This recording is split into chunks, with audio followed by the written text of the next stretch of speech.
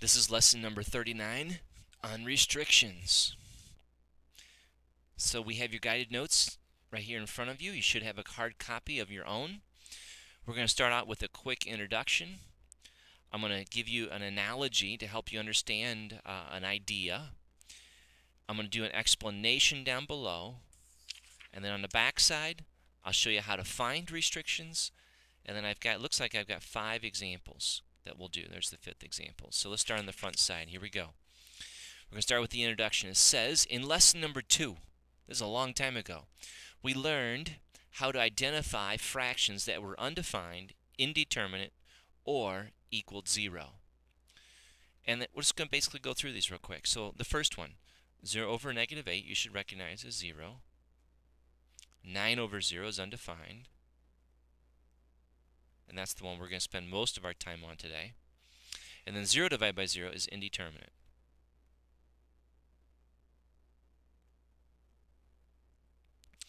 All right, now, I got a little bit of reading to do, and I want you to follow along with me as I do it. Our goal right now is to figure out what does it mean to be undefined? What does it mean to be undefined? So I'm going to explain it to you, and I've got a paragraph here to kind of work you through it. To better understand the meaning of an undefined fraction, consider the following fraction, 10 divided by 2. Now, you know that 10 divided by 2 is going to be 5. But I'd like to give you a way of thinking, a different way of thinking about why it's 5. Even though you already know that 10 over 2 equals 5, consider thinking of it as trying to evenly divide 10 cookies between 2 people. If you've got 10 cookies and 2 people, how many cookies did each person get? They get 5. The only way to evenly divide 10 cookies between 2 people is to give each person 2 cookies. This is why 10 over 2, or 10 divided by 2, is 5. Let's do another one. In the same way, 10 divided by 5 equals 2, because the only way to evenly divide 10 cookies by 5 people is to give 2 cookies, give each person 2 cookies. All right, now, with that in mind, let's go down to the next part. It says, now use the same cookie analogy with 10 over 0. The fraction 10 over 0 is asking you, now think about this, it's asking you to evenly divide 10 cookies among 0 people. You have a plate of cookies, and you have to give all those cookies out, evenly divide them to nobody. How can that be done? How do you pass out 10 cookies to no one? That is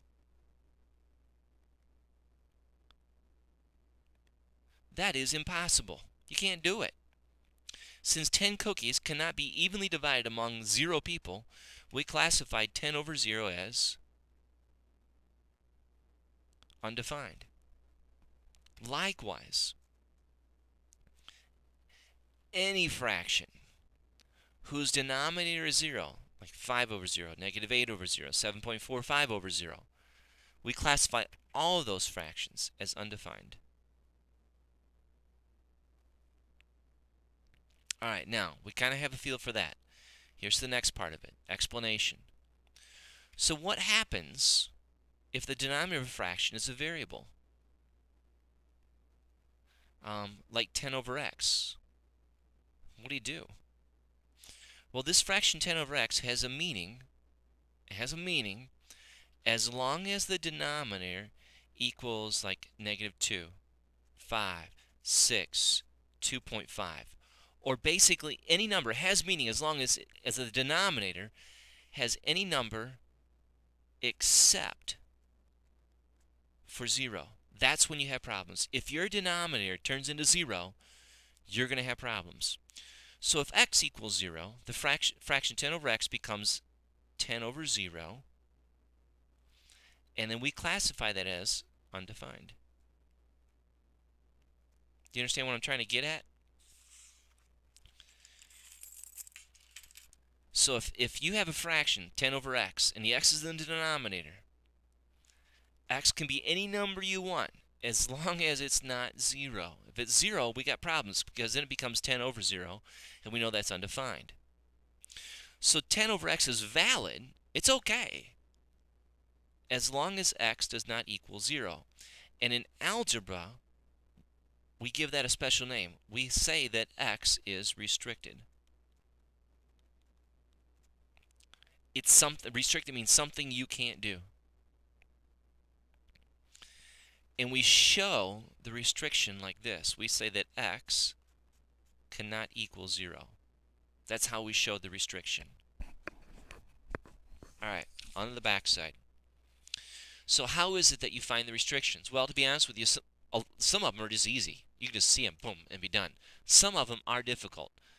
And we need to learn how to find we need to learn how to find the difficult ones, but to find the difficult ones, we have to learn how to find the easy ones. I'm not sure if that made a lot of sense, but I'll do it anyway. Here we go. So it says find restrictions on the variable in the following rational expressions. So you get -7 over 8 plus y. We want to know what the restriction is. It's 2 steps. You set the denominator equal to 0. So you take this, here's the denominator, and you say x plus y.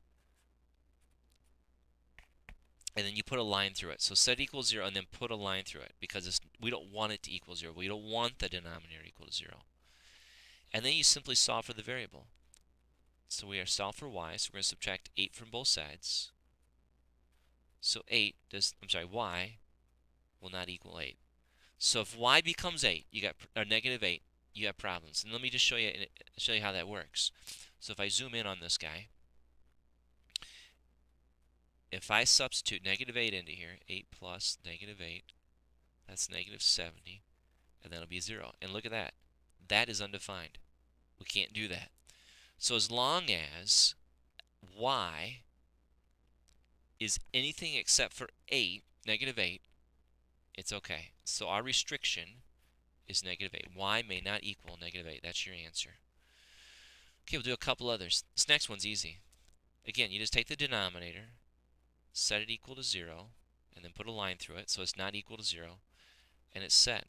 So there's your restriction. That's it on that one. That's all you do. D cannot equal 0. Here's the next one. Set the denominator equal to 0. Put a line through it. Solve. If it's not already solved, solve. So A cannot equal -3. That is your restriction.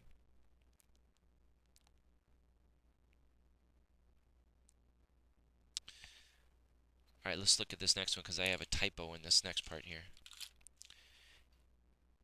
We need to make that a plus sign and then make this a minus there. All right, in the fraction 8 over a plus 3, which is what I had up above, if a equals, got a couple typos here. If a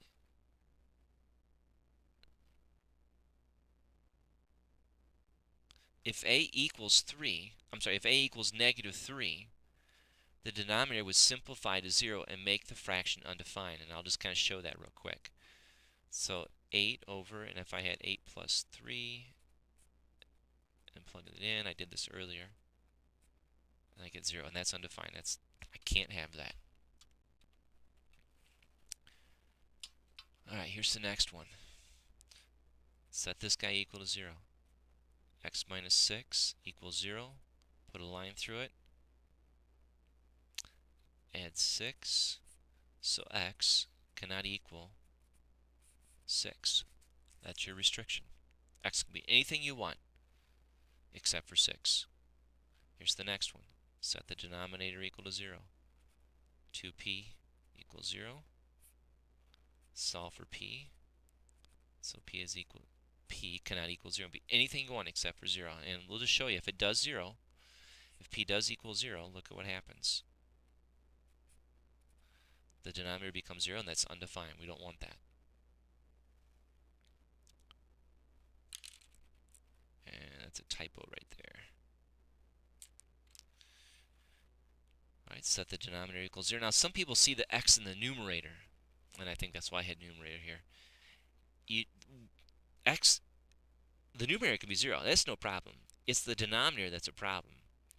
So that's why we set the denominator, not the numerator, equal to 0. So that's why I gave you this one. So 2x plus 3 equals 0.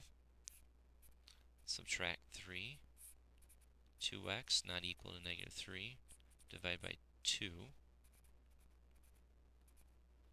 So x is not equal to negative 3 over 2. And I'll show that real quick. So if I say negative 5x over 2x plus 3, and I plug that in, the 2's cancel out, and I'm left with negative 3 plus 3, and that gives me then, and that's undefined. So the restriction on that one is going to be x is not equal to negative 3 over 2. All right, and let's fill in the rest of them. Then we'll be done.